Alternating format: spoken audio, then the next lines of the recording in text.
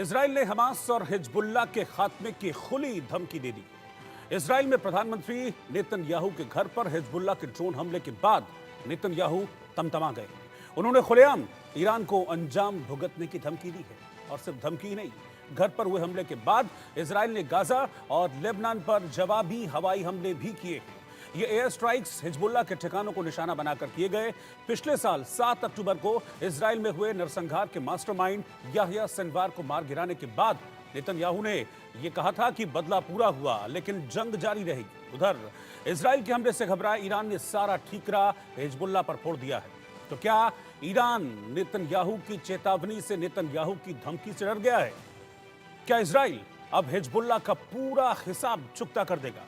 ऐसे कई सवाल हैं जिन पर आज हम अपने गेस्ट और जो हमारे मेहमान हैं, पैनलिस्ट, सीनियर डिफेंस एक्सपर्ट, उनसे चर्चा करेंगे। लेकिन उससे पहले इस वक्त एक ब्रेकिंग न्यूज मुझे लगता है आपको बतानी चाहिए। ये बड़ी खबर इस वक्त की सामने आ रही है, जहां घर पर हमले के बाद बेंजामिन नेतन्याहू ने पलटवार किया है। गाजा और लेबनान पर इजराइल की ओर से एयर स्ट्राइक की गई है। उत्तरी गाजा में हिजबुल्लाह के ठिकानों को निशाना बनाकर इजरायली आर्मी ने, आईडीएफ ने ये रॉकेट दागे हैं और इन हमलों में 73 लोगों की मौत हो गई है। तो जिस तरीके से इजराइल के प्रधानमंत्री बेंजामिन नेतन्याहू के घर को निशाना बनाकर ड्रोन अटैक किया गया था, 3 ड्रोन बेंजामिन नेतन्याहू के घर की तरफ बढ़ रहे थे, जिनमें से 2 को इजराइल ने मार गिराया था, लेकिन तीसरे ने हमला कर दिया था। उसके बाद अब जवाबी कार्रवाई की गई है बेंजामिन नेतन्याहू की तरफ से, इजरायली सेना की तरफ से, और एयर स्ट्राइक के जरिए गाजा में हिजबुल्लाह के ठिकानों को निशाना बनाया गया, जिसमें 73 लोग मारे गए हैं। रिपोर्ट आप देखिए। अभी नेतन्याहू का प्रण अब होगा आखिरी रण। नेतन्याहू के घर हमला, हिजबुल्लाह का होगा खात्मा। इजराइल का इंतकाम, कीमत चुकाएगा ईरान।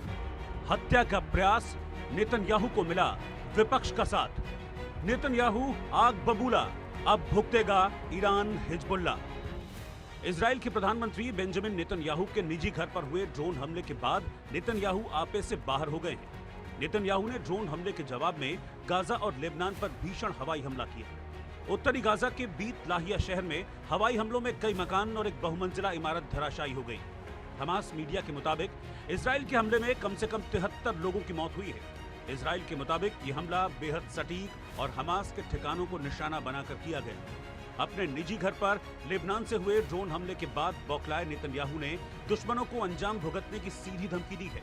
उन्होंने एक्स पोस्ट में लिखा, मुझे और मेरी पत्नी को मारने की कोशिश हिजबुल्लाह की बड़ी गलती है। इजराइल के नागरिकों को नुकसान पहुंचाने की कोशिश करने वालों को नतीजा भुगतना होगा।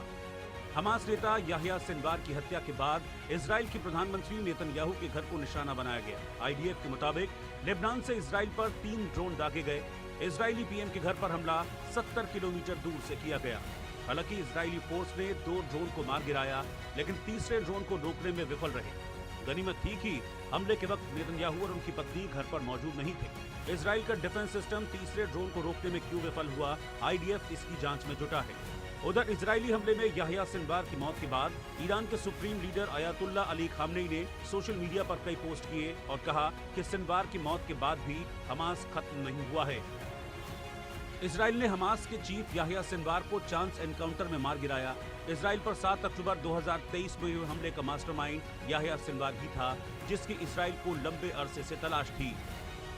7 अक्टूबर 2023 को इजराइल पर बड़ा हमला हुआ था। इजराइल पर 300 से ज्यादा रॉकेट दागे गए थे। कई 100 लड़ाके इजराइल में घुसे और कत्लेआम मचाया था। 200 से ज्यादा इजरायलियों को बंधक बना लिया गया था। याह्या सिनवार के मारे जाने के बाद नेतन्याहू ने कहा कि सिनवार मारा गया, लेकिन जंग अभी जारी है। पिछले 2 हफ्तों में इजराइल ने गाजा और लेबनान में ताबड़तोड़ हवाई हमले किए हैं, जिसमें 400 से ज्यादा लोग मारे गए। गाजा के स्थानीय अधिकारियों के मुताबिक इजरायली हमलों में अब तक 42,000 से ज्यादा फिलिस्तीनियों की मौत हुई, जिनमें आधे से ज्यादा महिलाएं और बच्चे हैं। वहीं लेबनान के स्वास्थ्य मंत्रालय के मुताबिक अक्टूबर 2023 से अब तक लेबनान में 2400 से अधिक लोग मारे गए हैं। घर पर हुए ड्रोन हमले के बाद नेतन्याहू ने चेतावनी दी है कि जो भी इजरायलियों को नुकसान पहुंचाएगा, उसे भारी कीमत चुकानी होगी। नेतन्याहू ने दो टूक कह दिया है कि इजराइल को जीत मिलने तक आतंकवादियों का खात्मा जारी रहेगा। Bureau report, India news. तो इस रिपोर्ट से आपको यह तो स्पष्ट हो गया, बिल्कुल क्रिस्टल क्लियर हो गया कि नेतन्याहू ने साफ कह दिया है कि जो भी इजरायलियों को निशाना बनाएगा उसको हम छोड़ेंगे नहीं, घर में घुसकर मारेंगे। और एग्जैक्टली अब यही कर रहे हैं नेतन्याहू, क्योंकि इस बार तो उनके घर को निशाना बनाया गया था, जिसके बाद नेतन्याहू आग बबूला हैं और ईरान और हिजबुल्लाह थर थर कांप रहे हैं। मेरे साथ इस समय 4 डिफेंस एक्सपर्ट